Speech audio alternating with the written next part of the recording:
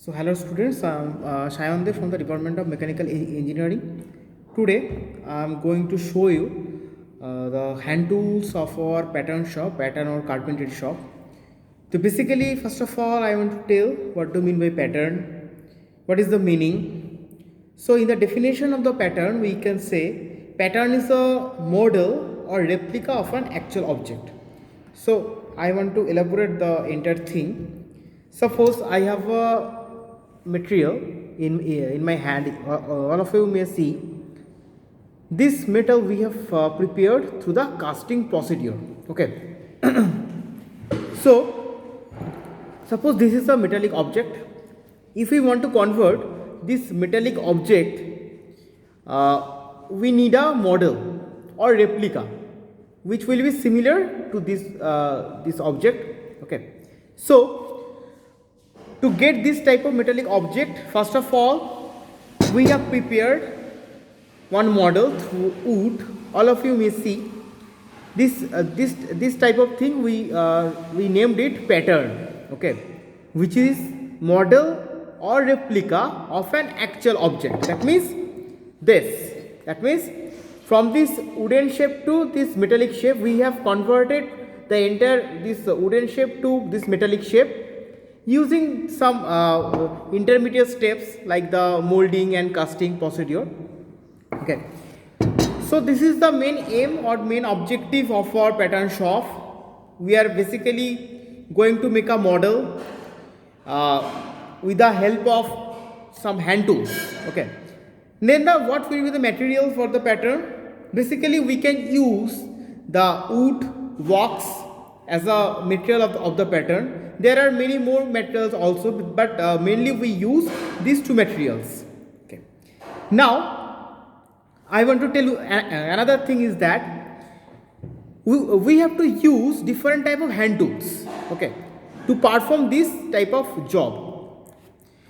So first of all, we have different type of hand tools that is already mentioned to you. We have cutting tools, measuring tools, marking tools. So I am going to show you one thing. Suppose we have a piece of wood. Okay, so we have a standard dimension, and first of all we have to do the thing that is the marking. Okay, so if we have the measurement or the drawing, as per the drawing we have to at first mark the entire object or the raw material. Then as per the marking we have to cut the entire thing. Okay, and for the cutting or the measuring or the marking, in the every step we need some hand tools. So one of the most common hand tool, that is the steel rule, that is most common to all. This is the measuring tool that we use for the measuring. Okay, there is a difference between scale and steel rule that I will discuss you later. What is the difference between both of them? But this is the steel rule is a measuring tool. Next, this is called tri-square. Okay, so tri-square is also a measuring tool. So how to measure through a tri-square? Basically, it checks the squareness between the two adjacent planes. Suppose these are the two planes or the two sides.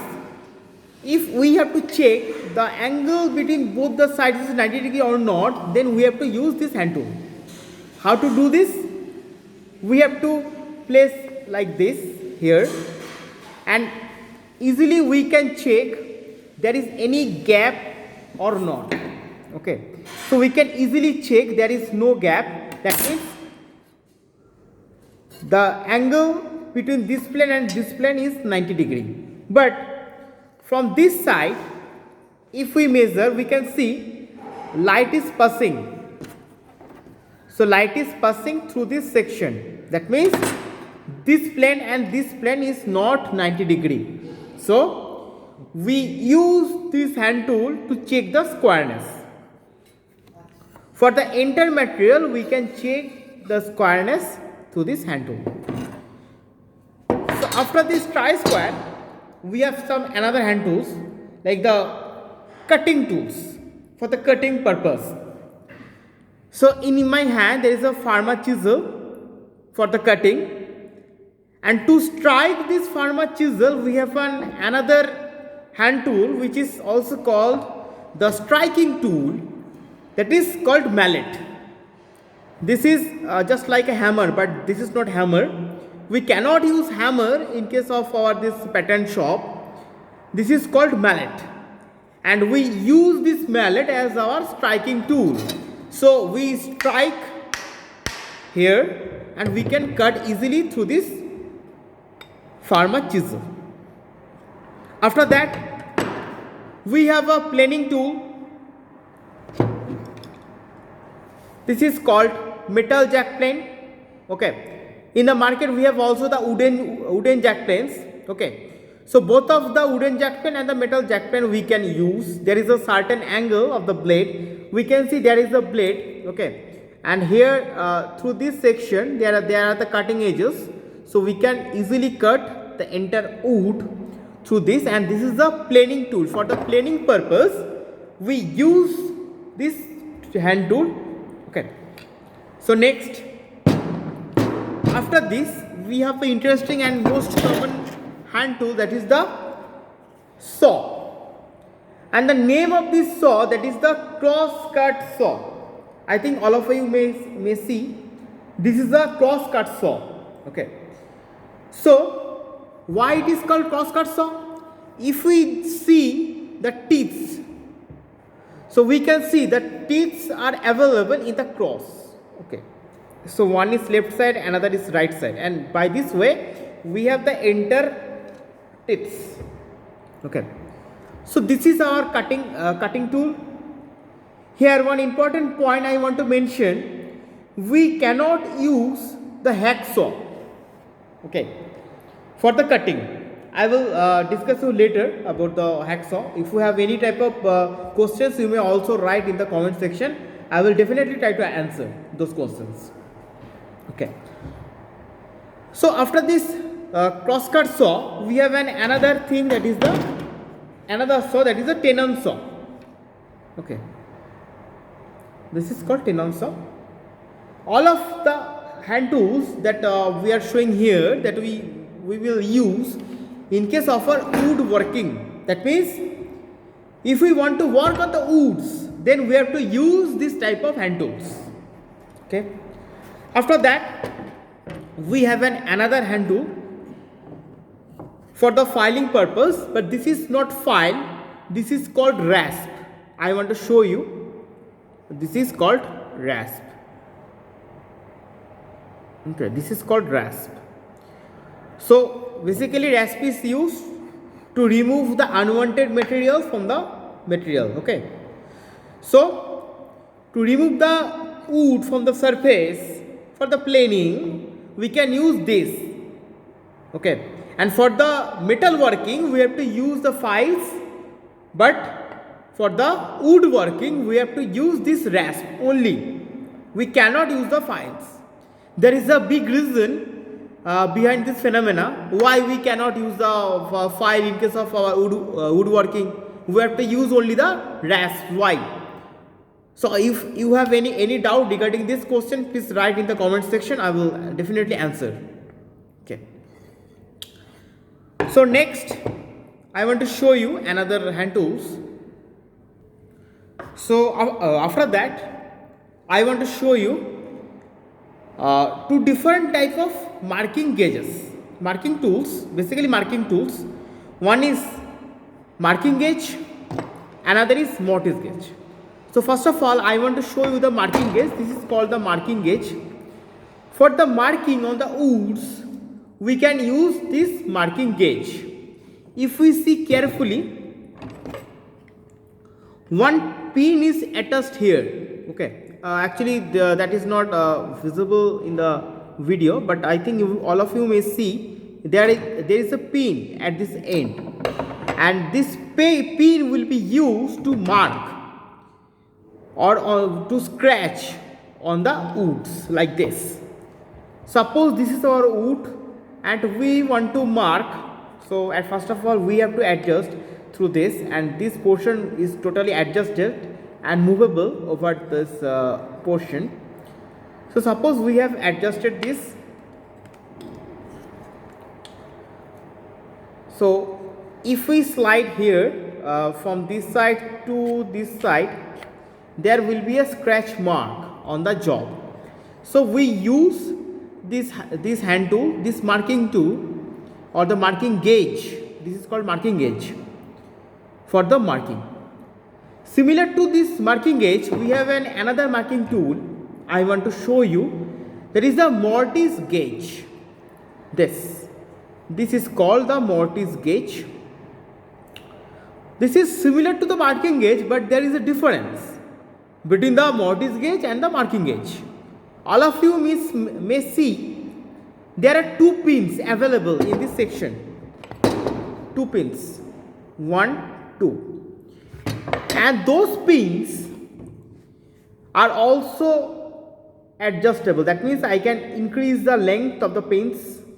Okay, so we use this Mortise gauge to draw the parallel lines on the wood like this. Okay, so if you slide from this section to this section, it will draw a parallel line over this surface. So already we have shown you the metal jack plane. I told you that there is another thing, that is the wooden jack plane. Now I want to show you the wooden jack plane. This is the wooden jack plane or jack planer. For the planing purpose, we use this hand tool. Okay, this is the planing tool.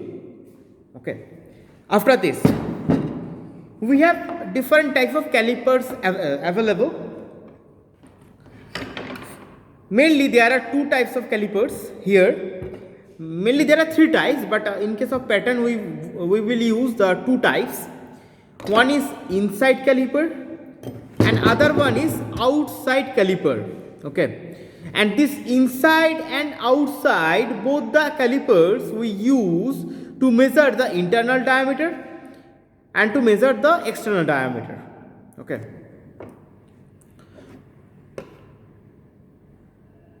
we will use this outside caliper to measure the external diameter. How? Suppose we take a measurement and this is the measurement. So if we place this measurement on the steel rule, so we can get the value. Okay, similarly, to measure the internal diameters, we can use this hand tool. This is called the inside caliper. Before one that I have already shown that was the outside caliper, and this is the inside caliper. That means to measure the internal diameter, we have to use this type of measuring tool.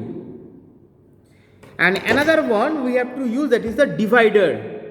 This is also required in case of our wood working. Now I will show you how to do those jobs. First of all, we need a working table. So this is our working table, and we have a carpentry vise here. This is called the carpentry vise. Basically, there are two types of vise. One is carpentry vise and another one is fitter's vise. For the fitting purpose, that means if we want to do job on the metals, then we have to work on the fitter's vise. But in this case of for our carpentry or the pattern, we are working on the woods, then we have to work on this type of vise we have to use. This is called the carpentry vise. So there are mainly two jaws available. One is fixed, this one, and this one is movable. Okay, like this. So we can easily hold our jaw between these two jaws. Suppose we are holding this jaw here.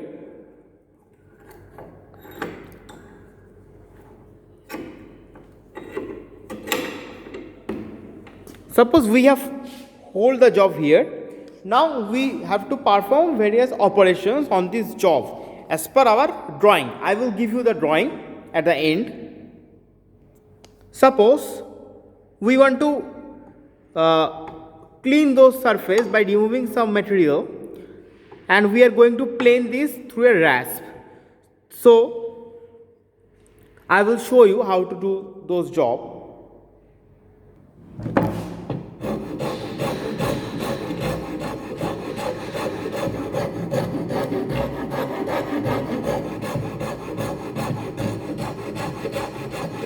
All of you may see we are just planing the surface using the rasp. So all of the hand tools may be used in this way to hold the job. Okay. I am not finishing the job. I am just showing you how to do the operations.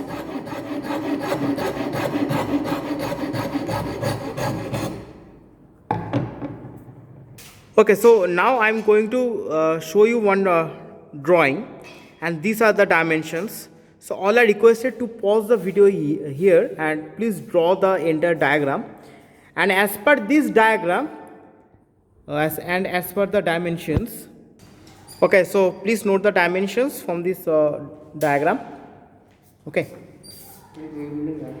and the job will be like this, and the job will be like this. Actually, we here we want to get this type of shape, that means this type of pattern. Okay, so please pause the video here and note all the dimensions and the drawing, and then we can do all the operations using the hand tools. Okay, so this is all about of our pattern shop. So if you have any type of doubts, please let me know, and please ask me what type of questions you are facing regarding this shop. Okay, so basically in this shop we have to understand the usefulness and the use of all the hand tools that is available in case of our pattern shop. Okay, so thank you.